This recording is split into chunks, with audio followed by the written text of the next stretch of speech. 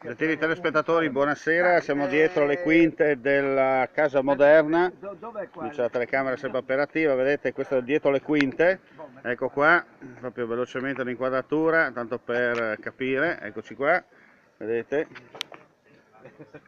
ha la faccia che non si vende ma si mangia, questa è la cosa importante. Vediamo anche il signor Clinaz dietro la griglia. Grazie del Signore, grazie del Signore. Ecco, prima c'erano i gamberoni ma non abbiamo avuto il tempo di dare il... sì. No, ma soprattutto non abbiamo avuto il tempo di documentare perché sono proprio volati alla... come si dice? Volati.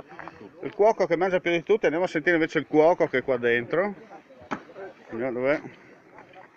Qua andiamo anche dietro le quinte, anche dietro le quarte, ecco qua il cuoco. Come sono stati i gamberoni? Mi ha detto bene, no? Bene, bene, dai. Li abbiamo presi in Brussa. In Brussa, esattamente. Ecco. Brussa Beach. Brussa Beach, ecco, mica Monadis, no? No, Come, si no, dice, no, come no. che si dice dalle nostre parti qua. Esattamente. Oh là. Allora, senti, facciamo un po' di pubblicità, dove ti vediamo mercoledì? Rai 2 alle l'1:30 di Dopo notte, mezzanotte, dopo no? mezzanotte. Antimeridiane, benissimo. Allora con Gio Bastianis, no?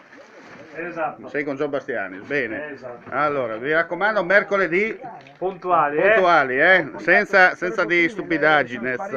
Allora, intanto vediamo Clinaz, non perda tempo come sta andando la griglia qua.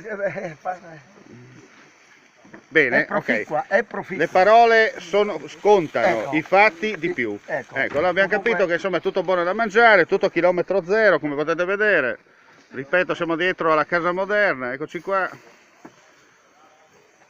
Per chi vuol venire a mangiare domani non troverà la griglia, dico subito, però almeno troverete i titolari che vi daranno utili consigli per l'arredamento della vostra casa.